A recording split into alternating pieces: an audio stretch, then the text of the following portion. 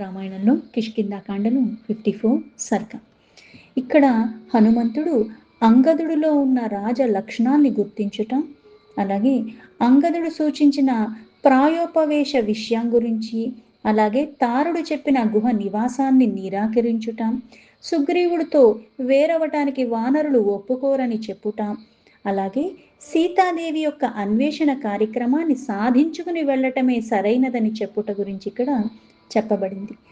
తథా బ్రువంతి తారీతు తారాధిపతివచ్చసి అథామేనే వృతం రాజ్యం హనుమానంగదీన తత్.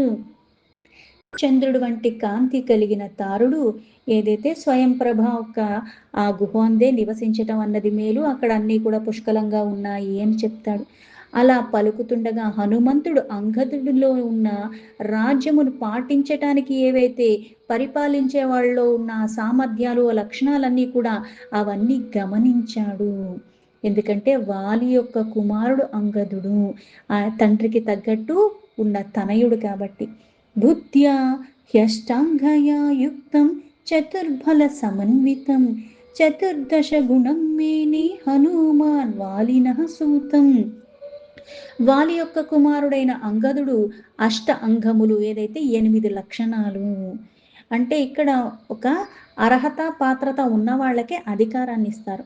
అందుకే రాజ్యాన్ని పరిపాలించే రాజులో 8 లక్షణాలు అన్నవి ఎక్కువగా ఉండాలి. ఏంటవి అంటే గ్రహణము, ధారణము, అలాగే స్మరణం, ప్రతిపాదనం, అలాగే ఊహో అపోహార్థ విజ్ఞానం, తత్వజ్ఞానాది గుణాలు. అంటే ఒకటి వినయ కోరిక, అలాగే వినుట వల్ల ఆ విషయాన్ని మళ్ళీ అందులో ఉన్న ఆంతర్యాన్ని సరిగ్గా గ్రహించటము, అర్థం చేసుకోవటం, మళ్ళీ అర్థం చేసిన దాన్ని మనస్సులో నిలుపుకోవటము, అలాగే ఒక సందర్భం వచ్చినా ఒకటి ఏదన్నా జరుగుతున్నా మళ్ళీ అక్కడ ఏవైనా సంశయాలు విన్న దాంట్లోంచి కూడా వస్తే అది దాన్ని చక్కగా ఆ సంశయాల్ని వ్యక్తపరిచి తొలగించుకోగలగటము, అలాగే అర్థాన్ని కూడా చక్కగా గ్రహించటము, ఆ తత్వ జ్ఞానాన్ని కూడా తెలుసుకోగలగటము. అందుకే బుద్ధికి సంబంధించిన ఈ 8 గుణములు, అలాగే 4 బలములు అంటారు. అంటే ఈ 4 బలములు ఏంటి అంటే సామధాన భేద దండ ఉపాయాలు. అంటే కొన్ని సామరస్యంగా తేల్చుకోవచ్చు, కొన్ని విభేదాల వల్ల చేర్చుకోవచ్చు, కొన్ని దానాల వల్ల కూడా మనము దాన్ని చక్కబెట్టుకోవచ్చు, కొన్ని ఉపాయాల వల్ల అంటే బంధుబలాన్ని బుద్ధి బలాన్ని వినియోగించి.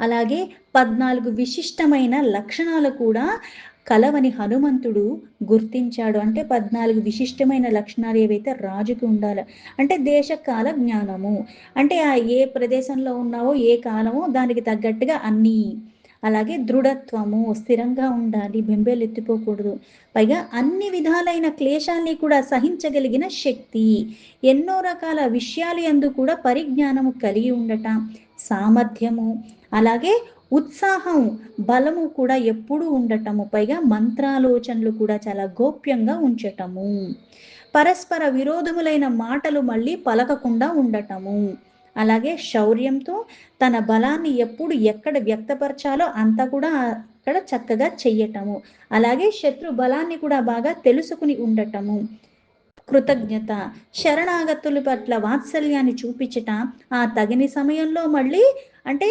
కోపం వచ్చినా సరే ఎక్కడ ప్రదర్శించాలి, ఎంత ప్రదర్శించాలన్నది కూడా తెలియటము, స్థిరత్వము కూడా అన్ని సమయాల్లో ఉండగలగటం, ఇవన్నీ లక్షణాలు అంగదుల్లో ఉన్నాయని హనుమంతుడు గుర్తించాడు.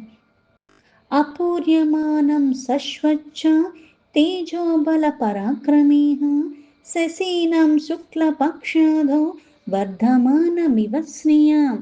ఆ అంగదుడు తేజస్సు అంతా చూసి ఆ బలమందు కానీ పరాక్రమందు కానీ శుక్లపక్ష చంద్రుడిలాగా, శుక్లపక్షంలో ఎలా అయితే క్రమేణా వృద్ధి చెందుతూ ఉంటుంది చంద్రుడు, అలాగే ఇలా దినదినము వృద్ధి చెందుతున్నవాడు అంగదుడు. బుద్ధి యందు కూడా బృహస్పతిలాగా, అలాగే పరాక్రమందు తన తండ్రి అయిన వాలితో సమానంగా ఉన్నాడు. బృహస్పతి సమం బుద్ధ్యా విక్రమే సదృశం పితుః శుశ్రూషా మానం తారస్య శుక్రస్యేవా పురంధరం. తండ్రితో సమానమైనట్టు పరాక్రమ కలగటమే కాకుండా శుక్రుని మాటలను ఆ దేవేంద్రులాగా ఆ తాను వచనాన్ని కూడా శ్రద్ధగా వింటున్నవాడు, రాజు ఆజ్ఞను సాధించటానికి ప్రయత్నాన్ని కూడా అలిసిపోయినప్పటికి కూడా దాన్ని చక్కగా నిర్వర్తిస్తున్నాడు. ఈ విధంగా అంటే ఆలోచన చెయ్యటము, దాన్ని అమలుపరచటము, ఉన్న పరిస్థితులకు తగ్గట్టుగా మళ్ళీ నిర్ణయాలు తీసుకోగలగటము. పైగా అంగదుడు తన అభిప్రాయాల్ని కూడా అనుకూలంగా అంటే ఉన్న సందర్భానికి అక్కడ ఉన్నవన్నీ ఆలోచన చేసుకుని మళ్ళీ దానికి అనుకూలంగా మార్చుకోవటం ఇవన్నీ కూడా చెయ్యగలిగిన సమర్థత ఆ అంగదుడిలో. భర్తురర్థే పరిశ్రాంతం సర్వశాస్త్ర విధాంబనం అభిసంధాతు మారీభి హనుమాన్ అంగదం తతః సా చతుర్నాం ఉపాయానాం తృతీయం ఉపవర్ణయన్ భేదయామాస తాన్ సర్వాన్ వానరాన్ వాక్య సంపద. ఏవైతే 4 ఉపాయాలు సామధాన భేద దండములు, ఈ 4 ఉపాయములు కూడా అందులో మూడవదైన భేదోపాయం ద్వారా వానరులు అందరినీ కూడా తన అభిప్రాయానికి అనుగుణంగా ఆలోచనలకి అనుగుణంగా తన వాక్ చాతుర్యంతో ఆ మాటల్లో కూడా మార్చగలిగే ప్రయత్నాలు తేషు సర్వేషు భిన్నేషు తతో భీషాయ అంగదం భీషణైర్బహుభిర్వాక్యేహ కోపోపాయ సమన్వితేహ. ఈ విషయాన్ని ఆ వానరులందరితో ఏదైతే అన్ని రకాలుగా అయితే సామధాన భేద దండములు ఈ ఉపాయాలన్నీ కూడా అక్కడ ఉన్న వానరుల మీద ప్రయోగించి అంగదుడు చేస్తున్న దాన్ని గమనించిన హనుమంతుడు ఆ భేదభావాల వాళ్ళు ఏర్పడ్డాయి. ఒకళ్ళు ఒక రకంగా మాట్లాడుతున్నారు, ఇంకొకళ్ళు ఇంకో దానికి అంగీకరిస్తున్నారు. అందరూ ఒక అంగీకారం మీద లేని కారణంగా హనుమంతుడు కోపంతో కొంచెం కఠినంగా పలుకుతూ అంగదుణ్ణి మందలించాడు. త్వం సమర్థ తరః పిత్రా యుద్ధే తారేయ వైధురం దృఢం ధారయితుం శక్తః కపిరాజం యథా పితా నిత్యం అస్థిరచిత్తా హి కపయో హరిపుంగవ నాజ్ఞాప్యం విషహిష్యంతి పుత్రధారాన్ వినాత్వయ. ఓ అంగద, యుద్ధంలో మీ పినతండ్రి అయిన సుగ్రీవుడి కంటే నీవు చాలా సమర్థుడివి. అంతేకాదు నీ తండ్రి అయిన వాలిలాగా నువ్వు ఈ కపిరాజ్యాన్ని బాగా రక్షిస్తావు, చక్కగా పరిపాలించగలవు కూడా. అయితే ఓ కపివర, ఈ వానరులు ఎప్పుడూ కూడా కాస్త చంచలమైన మనస్సు కలిగి ఉన్నవాళ్ళు.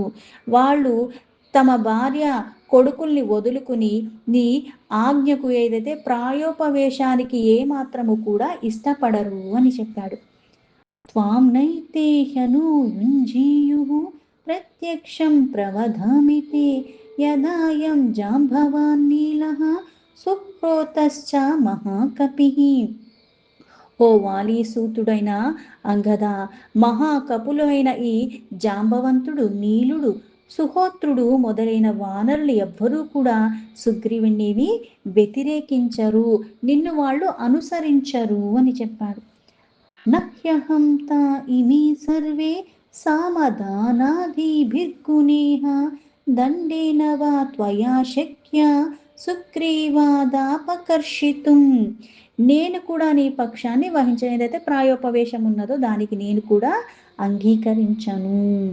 మమ్మల్ని సామధాన భేదముల చేత చివరికి దండ ఉపాయాల చేత కూడా నువ్వు సుగ్రీవుడి నుంచి వేరు చెయ్యలేవు. ఏ మాత్రం కూడా ఎటువంటివి దాపరించినా సరే నీ ఎదుటనే పలుకుతున్నాను నేను, దాపరికం లేకుండా ఇవేవి మా మీద పనిచేయవు. సుగ్రీవుడిని విడిచిపెట్టి కానీ సుగ్రీవుడికి వ్యతిరేకంగా కూడా మేము ఏ నిర్ణయాలు తీసుకోము. బలవంతుడికి బలహీనుడితో వైరం ఏర్పడితే ఒక్కొక్కప్పుడు అతడు ఈ దుర్బలుల్ని క్షమించుట అన్నది సంభవించచ్చు ఏమో. విగృహ్యాసనామప్యాహుః దుర్బలేన బలీయసః ఆత్మరక్షాకరస్తస్మాత్ నా విగృహ్ణీత దుర్బలః. అంటే ఇక్కడ నాకు బలం లేని కారణంగా ఒక బలవంతుడి వల్ల నేను ఏదన్నా సరే దానికి లోబడచ్చేమో, కానీ బలహీనుడు బలవంతుడితో వైరం పూనుకుంటే అది క్షేమం బలహీనుడికి కాదు. ఎందుకంటే ఇప్పుడు నేను బలవంతుడినయ్యి వేరే బలహీనుడి దగ్గర నేను చేస్తూ అక్కడ నేను ఏదన్నా సరే వైరం పొందినా నా బల కారణంగా వాళ్ళని నేను జయించచ్చు. కానీ నాకు బలం తక్కువ. బలవంతుల్లో నేను వైరం పెట్టుకున్నప్పుడు ఏమవుతుంది అంటే, నేను క్షీణించుకుపోవటం అన్నది జరుగుతుంది. అందుకే బలహీనుడెప్పుడు బలవంతుడితో ఎప్పుడు కూడా వైరం పెట్టుకోకూడదు. మళ్ళీ అతను నన్ను క్షమిస్తాడేమో అని కూడా మనమే ఊహించుకోక్కర్లేదు. దుర్బలుడు ఆత్మరక్షణకు కోరుకుంటే ఎప్పుడైనా సరే బలవంతుడికి విరోధంగా పెట్టుకోకుండా బలవంతుడిని ఆశ్రయించి ఉండాలని విజ్ఞానులు చెప్పారు అన్నాడు. యాం చేమాం మన్యసే ధాత్రిం ఏతద్బిలమితి శ్రుతం ఏతల్లక్ష్మణ బాణానాం ఈషత్కార్యం విధారణే. ఈ గుహలో చేరితే ఇది సర్వరక్షకము అంటే ఈ ప్రదేశంలో ఉన్నంత మాత్రం చేత ఎవరు మనల్ని ఏమీ చెయ్యలేరని అనుకుంటున్నారేమో. అక్కడ మనకు ఎవరి వలనో ఎట్టి ప్రమాదం ఉండదు అని తారుడు కూడా చెప్పి ఉన్నాడు, కానీ అదంతా కూడా భ్రమయే. ఎందుకంటే ఈ గుహను దెబ్బతీయుట లక్ష్మణుడి బాణముకి చాలా చిన్న పని. స్వల్పం హి కృతమింద్రేణ క్షిపాతాహ్యాసనిం పురా లక్ష్మణో నిశితేర్బాణేహ భింద్యాత్ పత్రపుటం యథా. ఇది వరలు మయుని చంపటానికే ఇంద్రుడు ప్రయోగించిన వజ్రాయుధము ఈ గుహలో స్వల్పమైన హానిని మాత్రమే చేసిందేమో, కానీ లక్ష్మణుడైతే తన బాణాన్ని ఒక్కసారి ఈ గుహ మీద గనక తను ప్రయోగిస్తే అక్కడ మొత్తాన్ని కూడా చీల్చి వెయ్యగలడు. ఇంద్రుడి దగ్గర ఉన్నది ఒకే ఒక్క వజ్రాయుధము, కానీ లక్ష్మణుడికి దానితో సమానం కాదు, దానికన్నా తీవ్రమైనవి ఎన్నో రకాలవి ఉన్నాయి. లక్ష్మణస్యాతు నారాచ బహవః సంతి తద్విదాః వత్సాశని సమస్పర్శ గిరీనామపి ధారణాః. లక్ష్మణుడి దగ్గర ఉన్న ఆ బాణాలు చాలా ఉన్నాయి, అవి చాలా తీవ్రమైన బలం కలిగి ఉన్నాయి. అందుకే పర్వతాల్ని సైతము తుత్తు తుత్తు చెయ్యగలిగినవి. ఆయనకు ఈ బిలముక లెక్క, దేన్నైనా సరే అవలీలగా ఛేదించగలిగినవాడు.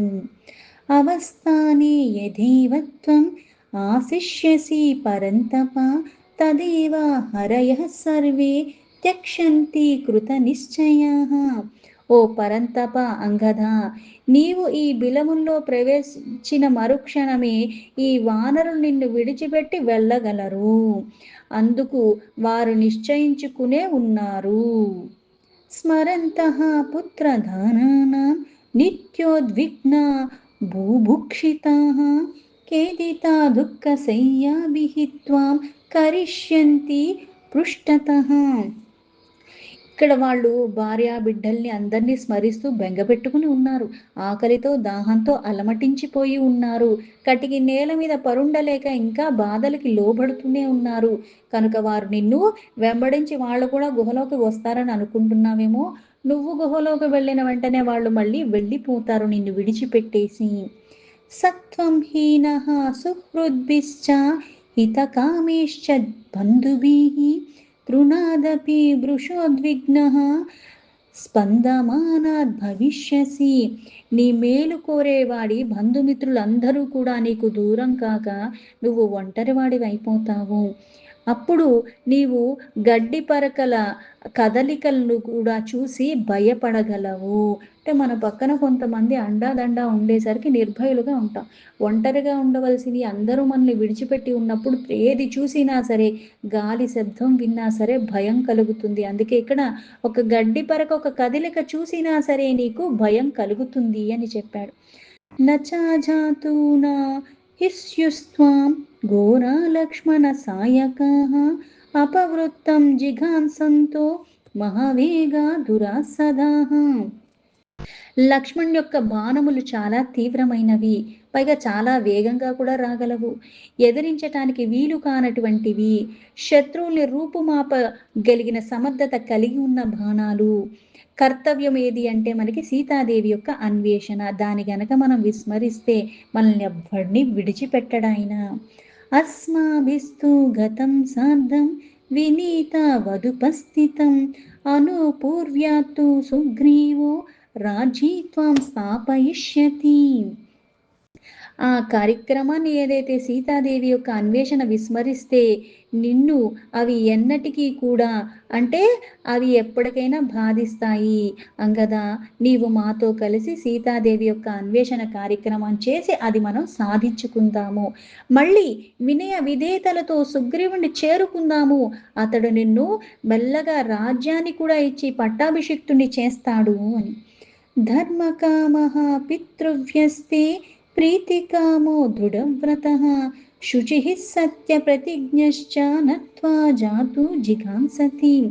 ఓ వాలి యొక్క పుత్రుడైన అంగద, మీ పినతండ్రి అయిన సుగ్రీవుడు ధర్మానికి కట్టుబడి ఉన్నవాడు. నీ మేలునే ఎప్పుడూ కోరుకుంటాడు. నియమాల్ని నువ్వు పాటిస్తూ ఆయన కూడా పాటిస్తూనే ఉంటాడు.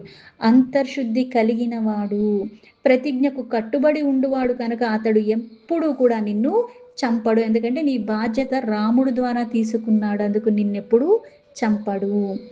ప్రియకామశ్చ తే మాతుః తదర్థం చాస్య జీవితం తస్యాపత్యం చ న్యాస్యన్యత్ తస్మాదంగద గమ్యతాం. ఓ అంగదా, సుగ్రీవుడు ఎప్పుడూ నీ తల్లి తారకు చాలా ప్రీతిని కూర్చేవాడంటే ఆవిడకి బాధ కలిగేలాగా ఏదీ చెయ్యడు. ఆమెను ప్రాణాల కన్నా ఎక్కువగా చూసుకుంటున్నాడు. అతనికి నీవు తప్ప వేరొక సంతానం కూడా లేదు. అందుకే మనము ఈ సీతాదేవి అన్వేషణ కార్యక్రమాన్ని సఫలం చేసుకుని వెళ్ళటమే సరైనదని నాకు అనిపిస్తుందని చెప్పాడు స్పష్టంగా హనుమంతుడు. దీంతో వాల్మీకి మహర్షి విరచితమైన ఆది కావ్యమైన శ్రీమద్ రామాయణంలో కిష్కింధాకాండలో 54 సర్గా సంపూర్ణం.